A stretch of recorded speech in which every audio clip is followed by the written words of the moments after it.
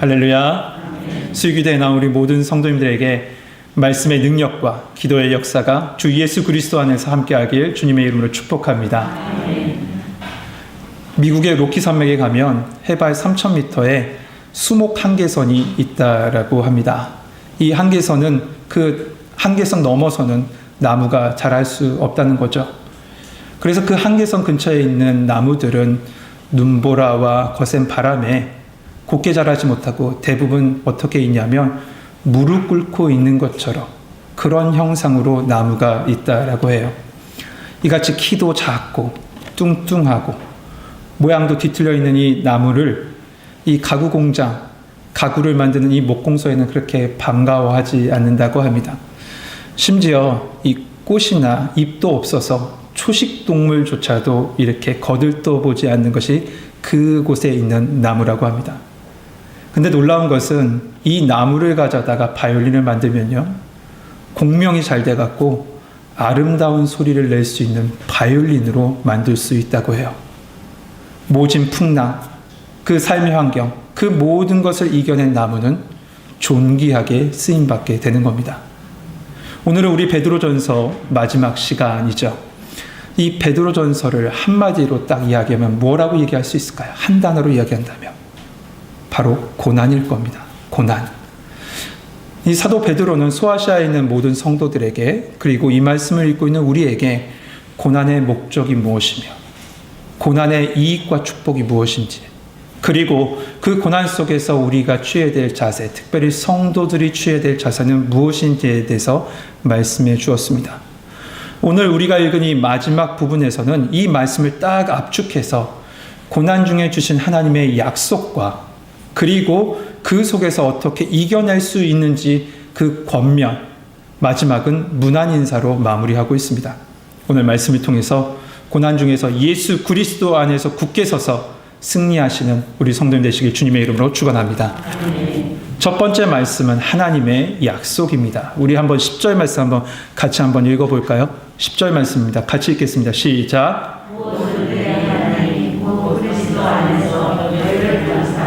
자기의 영원한 영광에 들어가게 하시니가 장과 고난을 당한 너희를 친히 온전하게 하시며 굳건하게 하시며 강하게 하시며 혀를 공부하게 하시리라. 아멘. 이 말씀은 우리가 먼저 어떠한 존재인지에 대한 확실한 선언으로 시작합니다. 은혜의 하나님, 그 하나님이 그리스도 안에서 우리를 어떻게 해주셨냐면 불러주셨다라고 해요. 너희를 부르사. 우리에겐 부르심의 은혜가 있습니다. 이전에도 말씀드렸는데 한 장로님이 기도하실 때마다 항상 같은 패턴으로 기도하셨습니다. 그 시작은 이렇게 시작하셨어요. 수많은 사람 중에 우리를 택하여 주시고, 저도 가끔가다 그래서 따라합니다. 수많은 사람 중에 우리를 택하여 주시고. 근데 그 기도의 패턴이 늘상 하는 말처럼 느껴졌는데 제가 말씀을 읽다가 그 기도가 얼마나 귀한 기도인지 깨닫게 되었습니다. 그 말씀이 로마서 8장 29절 30절 말씀인데요. 제가 30절 말씀만 읽으면 이렇습니다. 또 미리 정하신 그들을 또한 부르시고 부르신 그들을 또한 의롭다 하시고 의롭다 하신 그들을 또한 영화롭게 하셨느니라. 성도 여러분, 우리에게는 하나님의 부르심이 있습니다. 부르심의 은혜가 있습니다. 불러주셨을 뿐만 아니라 하나님의 자녀가 되는 권세도 주셨습니다. 우리가 어떤 공로나 어떤 자격이 있어서일까요? 아니겠죠. 우리는 아무 자격도 없습니다. 오직 예수 그리스도의 은혜입니다. 그런데 오늘 말씀은 그 부르심에는 목적이 있다라고 해요. 그 목적이 무엇일까요? 그 목적은 하나님의 영원한 영광에 들어가게 하기 위해서예요. 하나님의 영원한 영광에 들어가기 위해서. 지금 사도 베드로는 바로 위에 앞절에 보면 사단의 시험과 고난에 대해서 언급했다면, 지금 오늘 본문부터는 보면 하나님의 은혜 속에 있는 부르심과 그의 영광으로 우리의 시선을 확 돌려버립니다. 왜 이렇게 갑자기 고난과 아픔에 대해서 얘기했던 그 말을 바꿔서 영광과 은혜, 그 영광 속으로 우리를 이끌고 있던 것일까?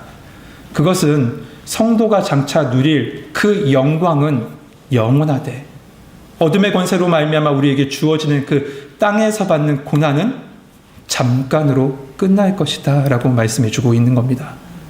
그래서 오늘 말씀을 잘 비교해 보면 10절 말씀 안에 잠깐이란 단어와 영원이란 단어가 대조되어져 있고요. 고난이란 단어와 영광이라는 단어를 대조해 놓습니다. 결국 이것은 이겁니다. 장차 얻게 될 영원한 그 영광에 비하면 이 땅의 고난은 그야말로 찰나에 불과하다라는 것을 우리에게 가르쳐 주는 겁니다. 여러분, 우리는 영원한 영광을 소유한 자입니다. 여러분 믿으십니까? 하늘의 영원한 영광을 소유한 자가 바로 주의 백성 그리스도인이에요. 그렇다고 해서 우리가 지금 이 땅에서 겪고 있는, 각자가 겪고 있는 지금의 고난이 대수롭지 않다는 것은 절대로 아닙니다. 여러분, 예수님도 십자가 앞두시고 겟세마네 동산에서 땀이 피가 되는 거죠. 땀이 피가 되도록 기도하셨잖아요. 얼마나 그 앞에 당한 인생의 고난, 그 고통이 얼마나 깊고 큰지 그 예수님의 기도의 모습을 통해서 분명히 보여주고 계시는 겁니다. 사실 생각해보면 우리가 손톱 밑에 조그만 가시를 찔려도 너무 아프잖아요.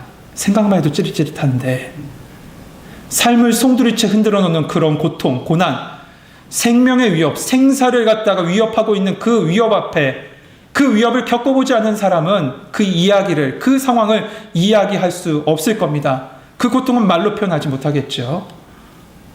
더구나 시간이 상대적인 것처럼 고통의 크기도 사실 상대적입니다. 그러므로 상대방이 어떤 고통을 겪고 있을 때 이렇다 저렇다 사실 말할 수 없는 거예요. 왜 그것도 못 견뎌? 야, 그 정도밖에 안 되냐? 좀 참으면 되겠네. 여러분, 이 말은 그에게 통하지 않습니다. 그에게 그 순간에 그 고통은 정말로 죽을 것 같은 고통이었던 거겠죠. 그렇기 때문에 상대방의 고통에 대해서 함부로 말할 수 없어요. 그리고 그 고난을, 고통을 과소평가해서도 안 됩니다. 그렇다면 이렇게 연약한 우리, 그 고난 속에서 매일 힘들어하고 지쳐하고 견디기 없는 그 어려운 그 고난의 터널을 매일매일 겪고 있는 우리가 그 속에서 해야 될 것은 무엇일까요? 주님은 기도하라고 말씀하세요. 여러분, 기도밖에 없습니다. 여러분 안에 계신 성령님께서 우리의 마음을 만져주시고 인도하심으로 말미암아 여러분 속에 기도의 영이 다시 한번 열려지는 축복이 함께하길 소망합니다. 기도밖에 없습니다. 눈을 들어 주님 바라보는 것밖에 없습니다. 기도만이 모든 고통의 터널을 지나가게 합니다. 이민을 가서 남부럽지 않게 이렇게 살아온 한 성공한 분이 계십니다. 그런데 딱 60세 되던 그 해에 몸을 검사를 했더니 말기암이 발견된 거예요. 얼마나 힘들겠어요. 그래서 병원에 입원했습니다. 그랬더니 주위에 많은 사람들이 찾아오면서 병문안을 찾아왔을 때 이런 얘기를 했대요. 힘내세요. 힘내세요. 근데 그 말을 듣고 있던 그분이 쓰는 숨을 쉬며 네, 고맙습니다 라고 하고 사람들을 보냈답니다. 근데 속으로는 뭐라고 한 줄 아세요? 힘낼 힘이 있어야지. 낼 힘도 없는데 무슨 힘내라는 거야. 화가 나면서 그 말에, 그 위로의 말에 화가 났대요. 그런데 그 순간에 한 목사님이 찾아오셨는데 그 목사님이 이렇게 얘기하셨답니다. 이제까지 혼자 힘으로 참 위대한 일, 위대한 인생, 대단한 인생 사셨습니다. 이제는 도움받으실 때입니다. 이 말을 듣고 이분이 궁금해서 목사님께 물었답니다. 무슨 말씀이세요? 도움을 받더니 누구한테 도움 받아요? 그때 목사님께서 이사야 40장을 펴고 읽어주셨는데 그 말씀이 이거예요. 오직 여호와를 앙망하는 자는 새 힘을 얻으리니 독수리의 날개치며 올라감 같을 것이요 다른 박질하여도 곤비하지 아니하겠고 걸어가도 피곤하지 아니하리로다. 목사님께서 다녀가신 후에 그가 아내에게 이런 얘기를 했답니다. 힘없는 내게 모두들 찾아와서 힘내라고 할 때 오히려 절망했는데 목사님이 찾아와서 힘이 있는 하나님의 도움을 받으라고 그분께 기도하라고 했을 때 나도 모르게 저절로 힘이 생기는 것 같았어. 여러분, 힘없는 사람에게 힘내라는 말은 정말 하나마나한 일일 겁니다. 죽어가는 사람에게 죽지 말라는 것 소용없는 말이겠죠. 사람의 도움이라는 한계가 있습니다. 하지만 천지 만물을 창조하신 하나님, 우리의 인생을 주관하신 하나님, 그분을 앙망할 때 내 안에 계신 성령으로 말미암아 새 힘을 주시고 이길 힘을 주시고 고난 중에 보호하시고 지켜주실 줄 믿습니다. 그 성령님께서 우리 안에 계십니다. 성도 여러분, 해산하는 여인이 당시에는 정말로 한없는 고통 가운데 있겠죠. 저는 안 갖고 봤지만 대충 이야기 들어보니까 알 수 있을 것 같아요. 그런데 출산 후에 새 생명을 안고 기뻐하는 그 기쁨은 그 고통보다 더 크다라고 하죠. 성령님께서 우리에게 말씀하시는 거예요.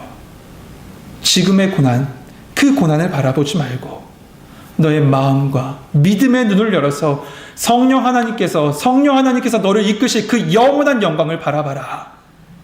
지금의 고난을 넘어서 그 큰 것으로 너의 인생 가운데 채우리라. 하나님께서 여러분에게 약속해 주신 줄 믿습니다.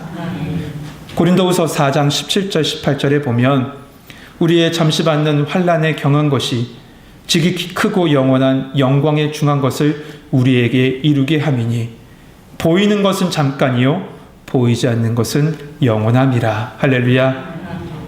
그렇습니다. 고통은 잠깐이고 영원한 하나님의 축복이 여러분 가운데 있는 줄 믿습니다.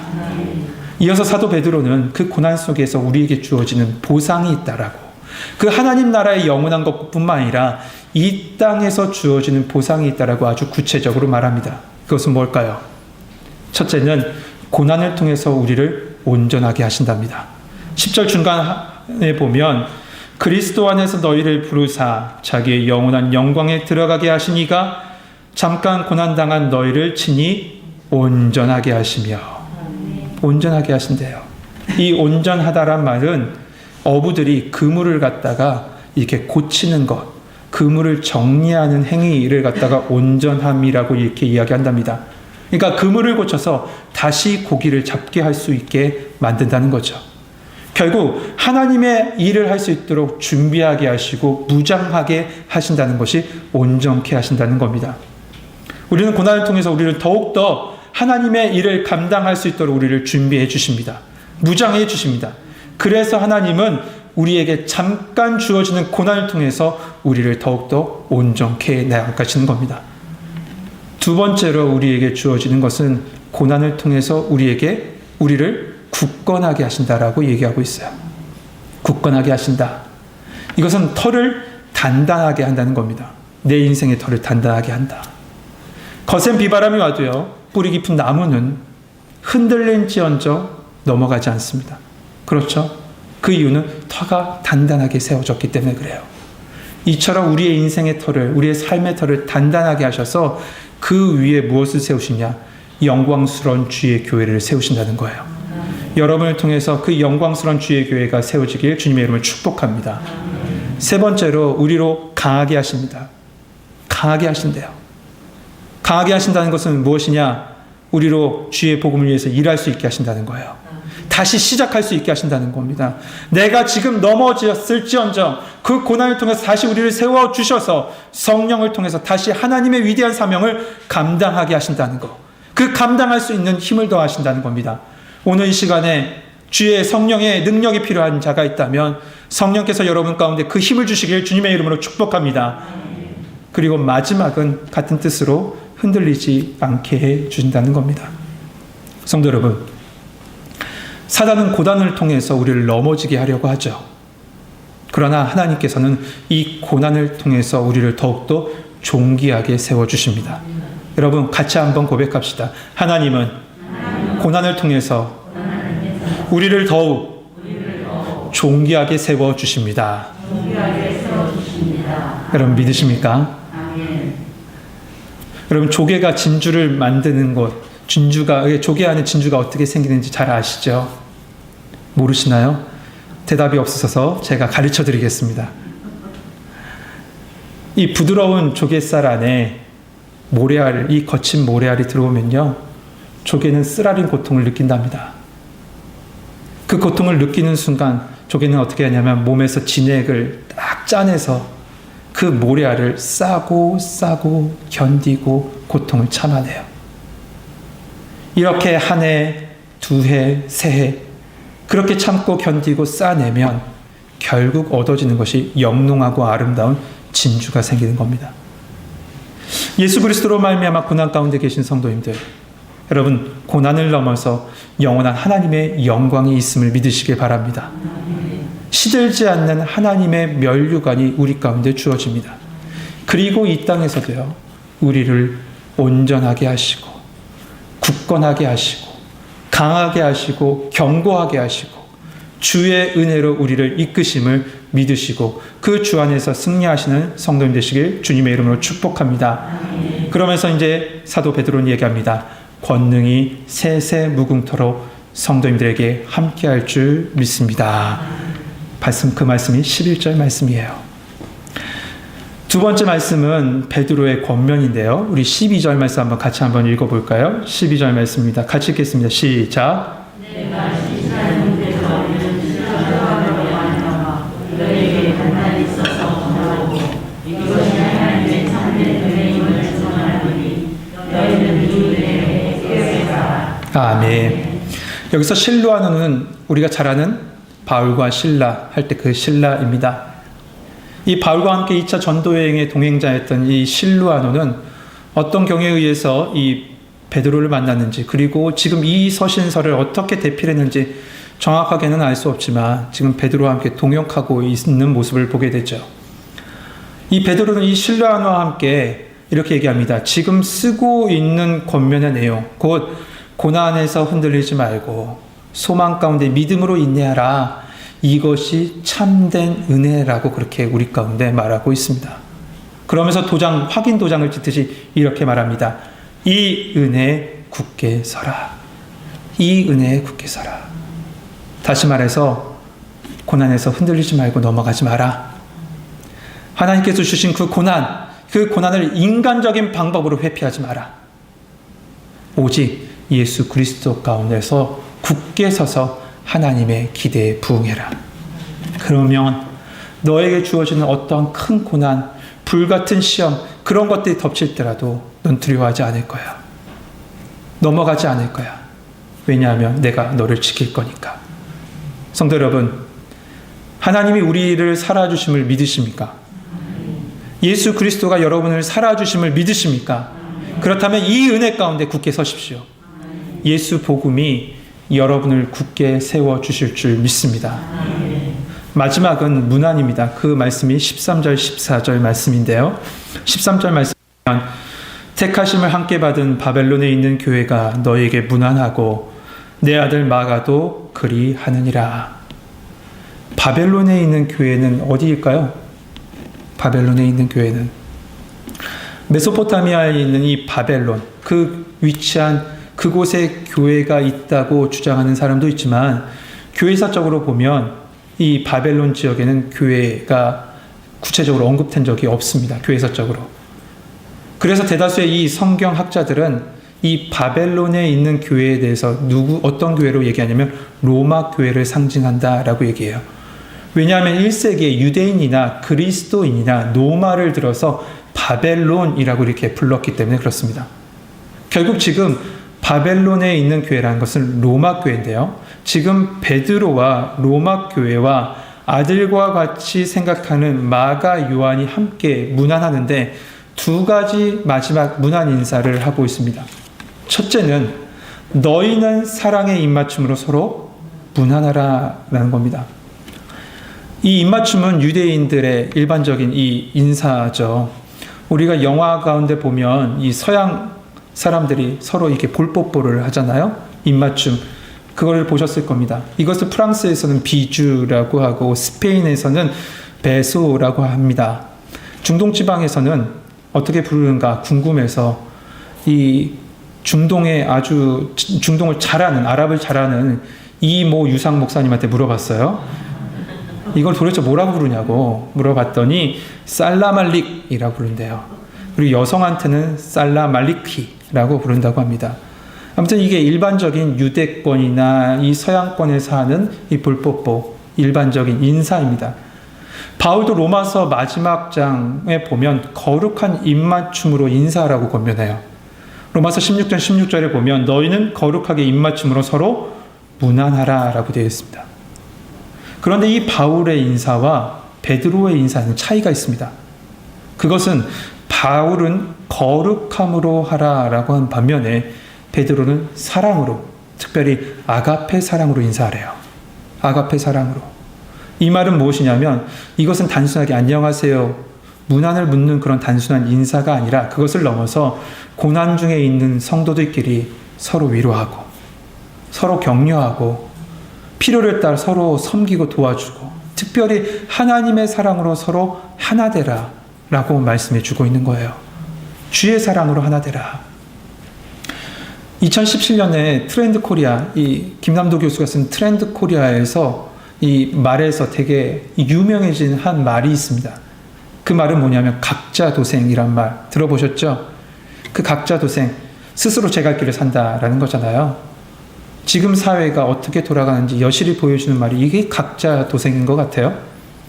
어찌 보면 이 코로나 시대, 사회적 거리를 두고 있는 이 시대에 우리는 사람들과 사람 사이에 사회적 거리뿐만 아니라 마음의 거리도 좀 두고 있는 것 같아요. 그러다 보니 남이 어찌 됐든 간에 나만 살면 되지, 나만 잘하면 되지, 나만 잘 지키면 되지, 그런 심리 속에 이 사회가 그렇게 살아가고 있는 것 같습니다. 그런데 그리스도인은 오늘 말씀에 보면 사랑의 입맞춤으로 서로 무난하라 라고 되어 있죠. 그리스도인은, 예수 그리스도의 십자가 가운데 서 있는 그리스도인은 주의 교회 안에서 서로 사랑으로 하나 되어야 돼요. 서로의 아픔을 감싸 안고 서로의 기도 제목을 같이 기도하고 주 예수 그리스도의 사랑으로 같이 사랑하는 겁니다.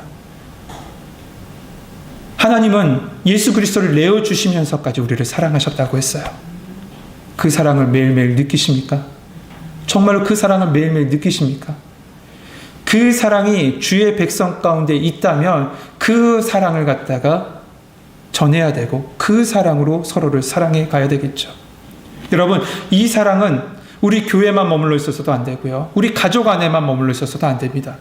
이 사랑은 이 땅을 넘어서 복음의 물결을 타고 나라와 민족과 세계 가운데 흘러가야 될 줄 믿습니다. 사실 이 말씀을 준비하면서 오늘 설교 본문에 써놓지도 않았는데 이 말씀을 준비하면서 하나 생각했던 나라가 바로 미얀마였어요. 계속 뉴스에는 미얀마 사태에 대해서 계속 이야기가 나오는데 우리는 그 땅에 대해서 아무것도 하지도 못하고 나라 세계 각국도 다 무시한 채 왜 이렇게 가만히 있지 할 정도로 가만히 있죠. 근데 그곳에서는 많은 사람들이 죽어갑니다. 그 순간에 그 양곤에 있는 그 미얀마에 있는 그 데이비드 목사님한테 연락이 온 거예요. 장문의 연락이. 지금 이 상황이라고. 우리가 그리스도의 사랑을 받았다면, 그 아가페 사랑, 희생의 사랑을 받았다면 그 사랑은 우리 안에 머물러 있어서는 안 됩니다. 그 사랑은 복음을 타고 오직 그 땅까지 흘러가야 될 줄 믿습니다. 우리 청교회가 이 사랑의 입맞춤이 우리 교회 안에 머물러 있지 않고 그 사랑을 흘려보낼 수 있는 우리 청교회 되길 주님의 이름으로 축복합니다. 두 번째 인사, 문안 인사는 평안입니다. 평안이에요. 이 평안은 아무 일도 없는 그런 평안이 아니에요. 이 평안은 어떤 평안을 말씀하고 있냐면 외부에서 밀려닥치는 소란과 위협에도 영향을 받지 않고 견고하게 서 있는 평안입니다. 근심, 걱정, 염려 아무것도 없는 것이 아니라 그것을 초월한 평안인 거죠.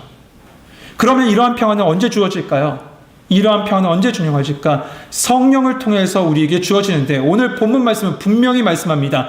그리스도 안에 있는 성도들에게 이 평안이 있다라고요. 여러분, 예수 그리스도 안에 십자가 복음 안에 우리 가운데 주어진 평안이 참된 평안일 줄 믿습니다. 예수님이 내 안에, 내가 예수님 안에, 예수님이 나를 살아주실 때, 예수님과 내가 하나 될 때, 그때 주어진 평안이 우리 가운데 주어진 참 평안입니다. 이 평안이 여러분과 여러분의 가정 가운데 함께하길 주님의 이름으로 축복합니다.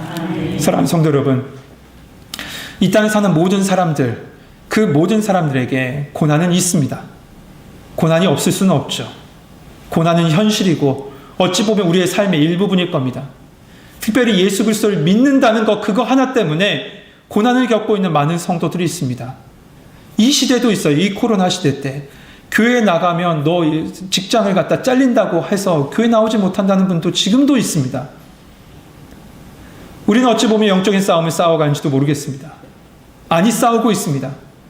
이 싸움 가운데 우리의 마음과 삶, 우리의 삶이 흔들리지 않고 정말로 믿음 안에 설 수 있는 것은 우리 안에 계신 예수 그리스도께서 우리를 살아주실 때 우리는 그 모든 싸움에서 승리하게 될 줄 믿습니다. 그러기에 우리는 한 가지만 기억해야 됩니다. 예수님은 내 안에 계시고 내가 예수 그리스도 안에 서 있다면 절대로 하나님 아버지는 우리를 포기하지 않으신다는 것. 오늘 베드로전서를 압축하면 이겁니다. 고난 가운데 있니? 괜찮아. 내가 너와 함께해. 너를 지키리라. 지금보다 더 큰 고난이 너의 인생 가운데 찾아올 수 있어. 그것이 불같은 시험이란다. 그러나 나는 너를 절대 버리지 않아. 너를 견고하게 세울 거다. 그 속에서 더욱더 교회를 세워나가고 가정을 세워나가. 그리고 주의 사랑을 증거해라. 오늘 우리에게 주신 말씀이 이 말씀입니다. 여러분, 고난 가운데 있는 성도님 계시다면 주 예수 그리스도로 말미암아 승리하길 주님의 이름으로 축복합니다. 그 승리가 여러분 영원한 승리로 이어질 줄 믿습니다. 우리 이 시간에 우리 같이 말씀 붙잡고 기도합시다. 하나님은 우리를 주의 자녀로 불러주셨습니다. 여러분, 주의 자녀로 불러주셨다는 것은 하나님께서 우리의 모든 인생을 책임져 주신다는 겁니다. 고난 중에서도 우리가 그렇게 흔들리지 않을 수 있는 이유가 바로 여기 있습니다. 주님은 우리에게 말씀하시죠. 나의 자녀인 너희를 절대로 흔들리지 않게 할 것이다. 너는 은혜 가운데 굳게 서라. 내가 너를 인도할 것이다. 너를 도와주리라. 우린 주님의 말씀 붙잡고 하나님, 내가 이런 고난 중에 있습니다. 이런 아픔 중에 있습니다. 주의 사랑으로 지켜주시고 평안 가운데 이끌어 주옵소서. 주의 교회를, 주의 가정을, 이 세상을 하나님 아버지 지켜주시옵소서. 말씀 붙잡고 우리 같이 통성으로 기도하겠습니다. 기도하겠습니다. 은혜로우시고 사랑이 많으신 하나님 감사합니다. 오늘 베드로전서의 말씀을 같이 한번 묵상하며 그 말씀의 결론을 같이 나눴습니다. 하나님, 우리 인생 가운데 고난이 없을 수는 없습니다. 그 고난 속에서 어떻게 살아가야 될지 매일 방황하며 왜 나에게 이런 고난을 주십니까? 매일 슬퍼하며 낙심하고 살아가는 우리 가운데 말씀의 기준을 삼게 하여 주시고 우리가 바라볼 수 있는 하나님 아버지 그 눈을 주시니 너무나도 감사합니다. 사랑하는 자, 그 자녀를 하나님께서 끝까지 지키신다고 약속해 주셨사오니 그 말씀의 능력과 힘이 우리 가운데 있게 하여 주옵소서. 아바 아버지는 우리를 사랑하여 주십니다. 아바 아버지는 우리의 손을 절대 놓지 않으십니다. 우리를 인도하여 주십니다. 하나님 아버지, 그 사랑의 손길을 믿으며 영원한 하나님의 나라의 그 영광을 하나님 아버지 기억하며 하나님 사랑하게 하여 주옵소서. 잠깐의 고난에 쓰러진 자, 낙심하는 자 없게 하여 주시고 그 고난에서 일으켜 세워주셔서 영원한 하나님의 나라를 바라보며 살아갈 수 있는 성도들이 되게 하여 주옵소서. 주님, 우리 성도들의 마음이 혼란스럽지 않게 하여 주시고 넘어지지 않게 하여 주시고 매 순간순간마다 말씀의 이끄심을 믿게 하여 주옵소서. 사랑하는 자들을 주님께서 지켜주시고 그 약속으로 살아가게 하여 주시옵소서. 주님 감사합니다. 사랑이 많으신 하나님, 우리로 주의 백성 삼아주시고 하나님의 자녀 삼아주시니 감사를 드립니다. 그러나 우리가 이 땅을 버타고 살기에 이 땅에 살아가는 동안 어둠의 권세로부터 겪는 여러 가지 고난이 있습니다. 그 고난 가운데 쓰러지고 넘어지는 자 없게 하여 주옵소서. 예수 복음으로 승리하게 하여 주옵소서.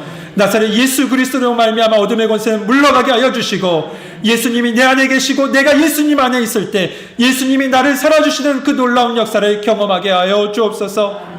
우리의 시선이 잠깐의 고난을 바라보는 것이 아니라 영원한 하나님 나라를 바라보게 하여 주시고 지금 이 순간에서 성령님께서 나를 동행하시고 이끄심을 바라보게 하여 주옵소서. 이 고난의 순간에 낙심과 좌절과 염려로 말미암아 쓰러진 자 없게 하여 주시고 도리어 주의 사랑으로 말미암아 서로를 아끼며 사랑하며 평강으로 하나님 아버지 무난할 수 있는 우리 전교회 성도들 되게 하여 주옵소서.